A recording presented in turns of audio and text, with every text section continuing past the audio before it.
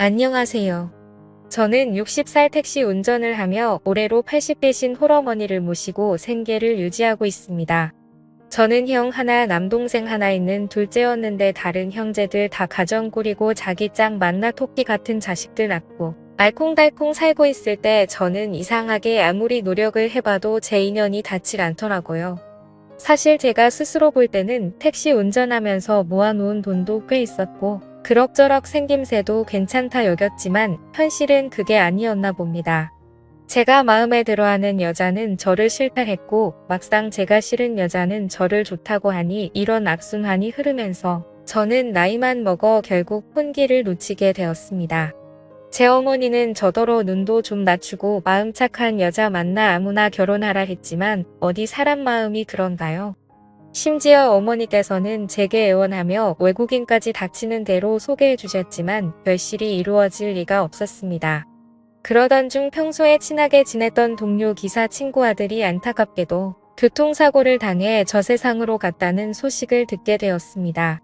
우연히 두어 번 정도 친구 아들을 본 적이 있었는데 괄괄한 성격의 친구와는 달리 워낙 심성이 여리고 소심했던 걸로 기억해요. 비극적인 소식의 동료들은 문상객으로 친구 아들이 안치되어 있다는 병원 장례식장을 찾았고 그곳에서 슬퍼하고 있는 친구 부부를 보았습니다. 친구는 동료들이 찾아온 것에 대해 고마워하며 눈물까지 훔치고는 어서 앉아라 안내해주더군요. 저는 조의금을 내고 부인의 명복을 빈 후 잠시 볼 일이 급해져 화장실을 급히 다녀오겠다 했습니다. 그때 화장실 앞에서 한 여인이 검은색 상복 차림으로 급히 나오더라고요. 많이도 울었던지 눈이 빨갛게 부은 상태로 장례식장 안으로 가는 여자. 그때 전 무슨 생각이었던 건지 순간 그 여자에게서 눈을 뗄 수가 없었습니다. 뭐라 말로 표현할 수 없는 기분이라고나 해야 할까요? 무슨 운명의 장난 마냥 저도 모르게 화장실 가는 것도 잊은 채 그 여자를 쫓아갔어요. 그런데 친구가 앞에 나와 그 여자를 매섭게 쏘아보더군요.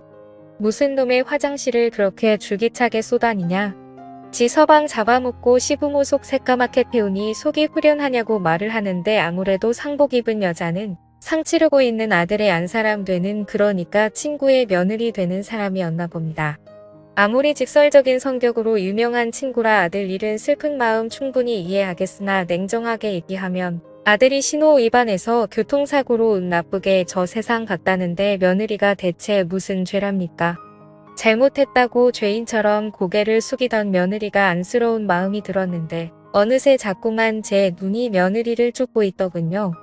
제 스스로가 미쳤나 보다 했죠. 살면서 눈에 들어오는 여자 몇 없었는데 하필 친구 아들의 미망인이 절 사로잡다니요. 저는 감정을 해서 부정하며 바쁘다는 핑계로 도망치듯 나와버렸습니다. 아들을 잃은 후 다시 평범하게 근무하게 된 친구는 애써 아무렇지도 않은 척하며 일에 열중했습니다. 평소보다 더 농담도 하고 기운차게 행동하는 게 아무래도 아들을 잃은 슬픔을 잊으려고 더 그러는 것 같았어요. 전 자식이 없었지만 어쩐지 피부치를 잃은 마음은 그 소중한 사람을 잃은 마음은 왠지 알 것 같았습니다. 저는 음료수를 친구에게 건넸습니다. 친구는 고맙다며 음료수를 꿀꺽꿀꺽 들이키며 고마워 아들 녀석은 제 운명이 그것밖에 안 되어간 놈 어쩌겠어 생각하면 마음만 아프지. 이게 다 사람을 잘 들여야 하는 법이야. 며느리 하나 잘못 들어와서 집안에 불운을 몰고 왔으니 결혼한다 했을 때 말리지 못한 게 내 천추의 한이야 하며 감정이 올라왔는지 분을 토해냈습니다. 얘기를 들어보니 아들하고 며느리하고는 작년쯤 결혼을 했는데 부모한테 버림받고 조무하고만 살아서 어두침침하고 우울한 게 썩 마음에 들지 않았다고 합니다. 그래도 아들이 좋다길래 무작정 반대할 수 없어 결혼시켰지만 며느리가 들어오고 나서부터 집안에 불운이 시작됐다고 하네요. 사기를 당해 가세가 기울기 시작했고 아들마저 비명에 간 일이 있었으니 며느리를 보기 싫어 당장에 나가라 했는데도 갈 곳이 없어 붙어있다 하니 아주 미치겠다고 하더라고요.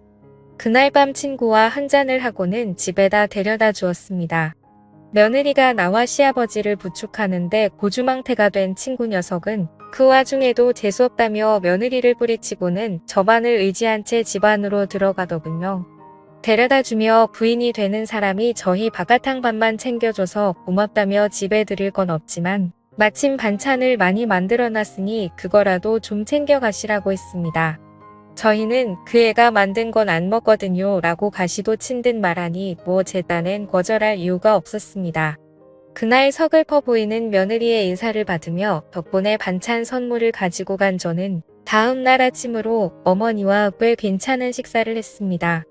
어머니께서는 어디서 가져온 반찬이냐며 솜씨가 좋다고 하셨습니다. 어머니께서는 이런 요리 솜씨 좋은 여자를 며느리로 봐잡았으면 좋겠다. 언제까지 환갑받던 아들애미 식사나 차려야겠냐고 하시는데 저는 어머니께 늘 죄인인 아들이었습니다. 다음 날 출근하고 택시 영업을 하는데 길 가다가 우연히 며느리와 마주쳤습니다. 뭘 잔뜩 들고 가고 있더군요. 친구 부인은 다른 아들과 떡집을 운영하고 있었거든요. 그렇게 구박할 때는 언제고 가게 일은 써먹고 있었나 봅니다. 얼굴 한 번 봤다고 그새 반가운 마음도 들고 고맙다는 인사도 할 겸 택시를 세웠네요. 안녕하세요. 어디 가세요? 타세요. 제가 가는 데까지 모셔다 드릴게요. 라고 하니 괜찮다고 하는 며느리였지만 제가 여러 번 권유하니 마지못해 제 차에 오르며 짐을 실었습니다. 오늘따라 배달차가 고장나서 그리 멀지 않은 곳이라 걸어서 배달을 가는 길이라 하더군요. 그래서 이 무거운 떡을 어떻게 이고 지고 가냐는 말에 며느리는 멋쩍은 듯 아무 말 없었습니다. 저는 며느리에게 맛있었다며 어머니가 요리 솜씨 칭찬을 했다고 말해주니 참 좋아했습니다. 하며 말하기를 저희 남편도 제 요리 솜씨가 좋다고 칭찬을 하곤 했는데 부담스럽지 않으시다면 종종 놀러 오실 때 조금씩 반찬을 싸드려도 될까요? 라고 하는데 빈말이라도 참 고맙고 좋더라고요. 배달하는 곳은 금세 도착했고 며느리가 차에서 내리자 저는 생각했어요. 미쳤나 보다. 정신 차려야지. 다 늙어서 저렇게 새파란 여자한테 그것도 친구 며느리한테 이러면 안 되지. 하지만 이상하게 그 여자한테 자꾸 맘이 가는 건 잡기 힘들었습니다. 저는 이후로도 친구와 친하게 지내며 종종 집을 찾아 그 집 며느리를 보았고 언제나 며느리는 살가운 태도로 저를 시아버지 친구로서 맞이했습니다. 그러나 그곳에 자주 들르며 며느리가 얼마나 시집에서 차가운 대접을 받고 있는지 알게 되었습니다. 어느 날은 친구 부인이 뭔가 잘못했는지 며느리를 야단치고 있더라고요. 그런데 친구에 이어 부인까지 잘못된 일에서만 야단을 치면 될 것을 항상 너 때문에 우리 아들을 잃었다. 보고 배워 잘한 게 없는 것이 부룩만 몰고 다닌다며 온갖 욕설과 인신공격으로 마무리 지었습니다.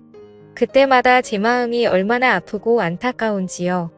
만약 저 여자가 우리 어머니 며느리였다면 저런 대접을 받고 살진 않았을 텐데. 며느리도 엄연히 남의 집 귀한 딸이건만 저렇게 하대하는 게 좋은 꼴은 아니더이다. 마침내 며느리도 참지 못하고 정 그렇게 제가 미우시면 제가 나가면 되신 거죠. 저 비록 대학은 못 갔지만 고등학교까지 할머니께 가정교육 잘 받고 남들만큼 잘 살았어요. 제발 절 키워주신 조부모님 욕까지는 하지 말아주세요. 남편 저 세상 간 거 저도 어머님만큼이나 가슴 아파요. 이젠 제발 그만하세요. 하며 결국 억울한 마음에 집을 뛰쳐나갔는데 친구 부부는 내쫓으면 속 시원하겠네. 아주 우리도 지겹다. 몹쓸 것나며 집안이 불운해진 것과 하필 며느리 시집올 시점이 우연히 맞물린 것뿐인데 대체 그가 궁합이랑 사주 하나 때문에 죄 없는 며느리를 언제까지 저렇게 대할 건지 너무나 답답하고 화까지 나더라고요.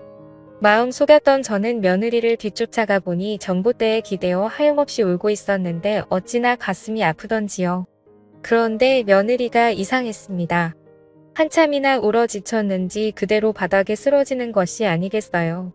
저는 놀란 마음에 얼른 며느리를 업고 병원으로 데려갔고 얼추 검사를 해보니 빈혈에다 영양실조라는데 온갖 못된 것들을 다 달고 부바까지 받으며 어찌 저리 살았을까 하는 안쓰러운 마음에 보호자를 자처하며 입원까지 시켜주었습니다.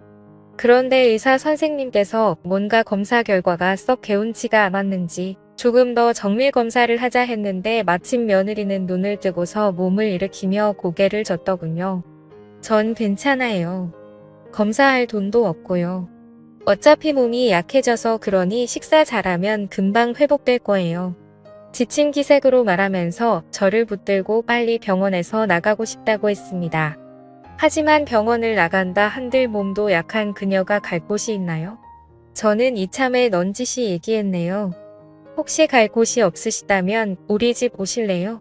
저 어머니랑 같이 사는데 우리 집 방 남는 거 있고 갈 곳 없으시다면 거처 잡으실 때까지 그곳에서 머물러도 돼요. 라고 하니 며느리의 어이없고 기막힌 시선이 느껴지더라고요.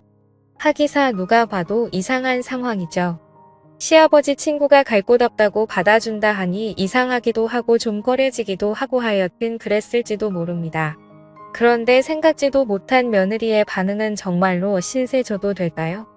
보증금은 없지만 제가 어떻게든 일을 구해서 방세는 꼬박꼬박 내도록 할게요. 저는 아직 제 눈물이 마르지도 않은 며느리가 얘기하니 울컥 감정이 올라왔고 괜찮다고 고개를 끄덕였습니다. 그날부터 며느리는 짐을 싸서 저희 집으로 들어왔고 어머니께는 따로 친구 며느리라고 안 한 채 방 남는 거 월세 줬다고 얘기를 했습니다. 어머니는 당황해하면서도 애써 묻진 않으시고 유심히 저와 그 여자를 보더군요. 어머니는 그 집 며느리에게 참 잘해주었습니다. 이것저것 챙겨주기도 하고 며느리가 뭐든 도와준다고 해도 물 한 방울 손에 못 묻히게 하며 손수 식사를 차려 해먹였습니다. 며느리가 밥 몇 술 드며 울더라고요. 누군가와 이렇게 같이 식사하는 게 얼마만인지 모르겠어요. 집에서 누군가가 손수 차려준 음식을 먹는 건 할머니와 살았을 때 빼곤 없었거든요. 감사해요. 라고 흐느끼고 저희 어머니는 그런 며느리의 손을 따뜻하게 잡아주며 젊은 처자가 참 딱하네. 앞으로 우리가 잘 챙겨줄 테니 아무 걱정 말고 편안하게 있어요. 처음 볼 때부터 낯설지 않는 게 이상하게 난 그쪽한테 자꾸 마음이 가네요.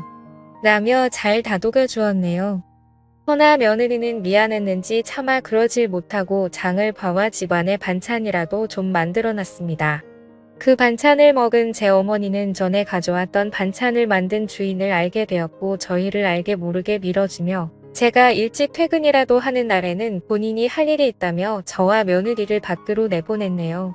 어머님 덕분에 얼떨결에 같이 공원을 걷는다던가 두리번거리며 시간을 보내는 일이 많아졌고 그러면서 저는 점점 더 마음을 나누며 정이 쌓여갔습니다. 서로 웃는 날들이 많아졌고 남들이 보기 좋은 부녀라고 오지랖 넓은 얘기를 할 때면 저희라고 얘기하며 넌지시 제 팔짱을 끼기도 했답니다. 설레기도 하고 가슴 떨리기도 하고 20여 년 넘게 차이는 그녀를 욕심내는 제가 도둑놈이었지만 좋아하는 감정을 숨기기가 어렵더라고요. 허나 전 용기가 없어 이런 좋은 관계마저 깨어질까봐 끝까지 그녀에게 먼저 손을 내미진 못했어요. 그런데 그때쯤 며느리는 가끔 고통을 호소하며 식은땀을 흘리는 날이 많아졌습니다. 죄송한데 가방 안에 약이 있어요. 약 좀 주시겠어요? 라며 어디가 아픈지 자꾸 약을 먹었어요.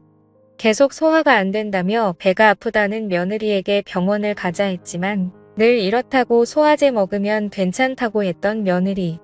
복통으로 인해 식사를 못하게 되는 순간이 많아지자 그녀는 날로 야유어갔고 고통을 감내하며 어떻게든 그 약을 먹고 안정을 취했습니다. 저는 불현듯 소화제라고 먹는 약을 몰래 빼와 약국에 가서 그 약에 대해 물어봤고 충격적인 이야기를 듣게 되었습니다. 바로 그건 항암제였어요. 늘상 그녀가 소화제라고 둘러대며 먹었던 약은 바로 항암제였던 겁니다. 세상에 맙소사 항암제를 먹고 있었다니. 자신의 병에 대해 미리 알고 있었기 때문에 병원에서 정밀검사를 모두 다 거부했던 며느리. 자신의 병이 들킬세라 저와는 절대로 병원을 가지 않았던 거고요. 며느리의 기구하고 험한 팔자에 서글픔이 몰려오더라고요.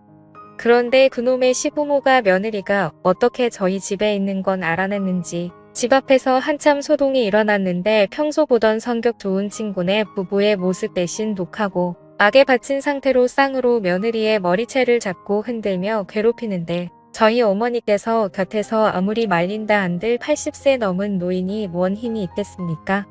동네 사람들 강 건너 불구경만 하고 있는 상태에서 제가 멀리서 달려와 악착같이 붙어있는 악성 손길을 힘겹게 떼며 그만 좀 하라고 했고 친구는 저를 보자마자 눈이 뒤집혀 호들갑 패고는 멱살을 잡았습니다.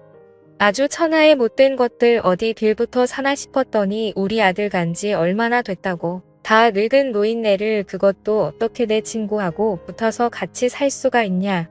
너도 마찬가지야 이놈아. 너 내 아들 며느리인 줄 뻔히 알면서 감히 내 며느리와 같이 살림이라도 차리려고 우라질 놈 같으니 나 너희들 가만 안 둘 거야. 절대로 용서 못해. 라고 고래고래 소리를 지르고 부인은 분이 안 풀렸는지 한 맺힌 상태로 또다시 며느리의 머리채를 잡고 흔들었습니다. 저는 참다 못해 온 힘을 다해 친구와 친구 부인을 며느리에게서 떼어내 그녀를 지키기 위해 몸으로 가로막고는 필사적으로 소리쳤네요. 제발 그만 좀 해. 이 여자 아파. 아니라더라. 니들이 얼마나 아들 문제로 이 여자한테 못할 짓을 많이 했으면 오죽하면 이 여자가 그 몹쓸 병에 걸려 힘들어했겠어. 도대체 언제까지 사람을 이렇게 괴롭힐 건데. 갈 데 없는 사람을 곁에 두고 그렇게 괴롭히더니 막상 집을 나가니까 쫓아와서 못 살게 구는 건 대체 무슨 신보인데. 사람이 대체 어떻게 그래. 죽은 네 아들은 불쌍하지만 이미 하늘 날아갔고 산 사람이라도 살아야 하잖아. 언제까지 네 아들 먼저 간 걸 이 여자 탓으로 돌릴 거냐고 라고 절규했고 그 여자는 콧물을 흘리며 흐느끼기 시작했습니다. 친구 부부는 며느리가 암이라는 것에 잠시 벙쪄하더라고요. 뭐 하나라도 느끼는 게 있기를 바라며 이 여자 살려고 애썼는데 제발 친구가 더 이상 죄 없는 사람한테 못할 짓 하지 않길 바라며 죄짓지 않길 바라며 이 길 한 건데 그 심정을 이해하지 못했나 봅니다. 잘 됐네. 우리 아들 곁으로 가면 차라리 낫지. 우리 아들 홀려서 괴롭게 했는데 너 혼자서 행복하면 양심 없는 행동 아니냐. 그 심정을 이해하지 못했나 봅니다. 우리 아들은 차디찬 땅속에 있는데 너 혼자 등 따시고 배부르게 먹는 건 공평치가 않아. 라며 매몰차게 구는데 할 말이 없더군요. 때마침 주민이 부른 경찰차가 왔고 사건은 일단락되어 그나마 보호를 받을 수 있게 되었습니다. 친구는 울컥하며 저희를 가리키고는 파렴치한 작자들이라며 제가 며느리하고 제가 친구인데 둘이 그렇고 그런 참으로 이치에 맞지 않는 관계가 아니냐며 억울한 듯 자초지종을 털어놓으며 얘기를 했습니다. 경찰은 얘기를 듣다 난감한 얼굴로 물론 나이 차이가 좀 그렇긴 하지만 도덕적으로도 솔직히 며느님 이제 혼자 계셨고 어르신 친구분이면 두 분이서 이루어져도 큰 문제는 없지 않나요? 이러시는 두 분이 제게는 이치에 맞지 않는 분들 같습니다만 라고 하니 시부모는 기막혀 하면서도 막상 아무 말은 못했으나 그래도 억울했는지 제게는 이제 와서 남의 며느리 훔쳐간 놈이라고 운운하고선 제게 가만 안 두겠다고 협박성 말을 남기고 가버렸습니다. 저는 며느리를 데리고 병원으로 가려 했지만 다시 거부하더라고요. 그래도 가진 설득으로 데려가야만 했습니다. 부디 그녀가 세상에 남아있기를 간절하게 바라면서요. 그녀는 난소암 3기였습니다. 생존 확률은 50% 정도로 반반 상황이었지만 꼭 그녀를 살리고 싶었습니다. 저와 남녀로서 잘 되든 안 되든 문제를 떠나서 어쩐지 그녀를 살려야 할 만한 이유가 제게 있을 것 같았어요. 처음 그녀를 만났을 때부터 제게 주어진 과제였을지도 모르겠습니다. 그리고 곁에서 그녀를 지켰네요. 가족도 아무도 없는 30대 중반의 그 여자를 위해서 저도 어머니도 그녀를 품기로 했습니다. 처음으로 나 말고 누군가를 위해서 간호도 해보고 위로도 해주고 저의 진심에 그녀도 마음이 움직였는지 한평생 재수없고 불운하다는 소리만 달고 살아 남편이 가버린 후 단 한순간도 생애 미련이 없었는데 지금은 누군가에게 관심받고 사랑받는 존재라고 생각하니 자꾸만 이 세상을 보고 싶어져. 그래서 전 남편에게 더 미안해요. 이런저라도 괜찮으시다면 그땐 아저씨와 어머님 모시면서 남은 일생을 함께 보내고 싶어요. 라며 제 어깨에 기대왔습니다. 저는 고맙다며 그녀에게 눈시울을 붉히고 제발 살아달라고 한 번만 그 누구도 아닌 스스로를 위해 삶을 선택해달라 말했죠. 저는 그녀의 빠른 회복을 위해 재산을 털어 그녀를 위한 치료비로 아낌없이 썼고 저희 어머니께서는 암에 좋다는 음식 다 구해서 먹이고 치료하며 하루하루 노력했습니다. 그러던 중 기적이 일어났습니다. 의사는 일단 수술이 잘 되었다며 말씀해 주셨고 난소암이 재발하는 암이라고 주기적으로 검사받으며 지금처럼 좋은 식사와 운동을 권유했고 그 여자는 마침내 귀한 목숨을 구하게 되었습니다. 그녀는 저와 어머니 앞에서 하염없이 눈물을 쏟으며 저희 가족과 새로운 삶을 다시 살아가게 되었습니다. 그녀는 저를 때론 남자로서, 부모로서, 오빠로서 의지하며 살아갔고 저는 껄끄러웠던 그녀의 추억이 담긴 동네를 이사간 후 이러쿵저러쿵 뒷말이 듣기 싫어 그녀와 나를 아는 모든 사람들을 등진 채 타 동네에서 자리를 잡아 어머니를 모시고 전처럼 한 집에서 살고 있습니다. 제 직업이 택시 운전기사인지라 어디든 가도 부담이 없다는 게 최대 장점이겠죠. 그녀가 완전히 몸이 나아진 뒤에는 그녀는 제 청혼을 웃으면서 받아주었습니다. 아내와 결혼하던 날 제 어머니께서 제일 좋아하셨고 비록 아내의 몸으로 인해 기다렸던 자식은 보기 힘들 테지만 지금이라도 사랑하는 여자를 만나 살아갈 수 있게 된 게 하루하루가 너무 기쁩니다. 그리 잘 살진 못해도 제 보물 같은 여자들인 어머니와 아내만 있으면 행복하게 살아갈 수 있을 것 같습니다.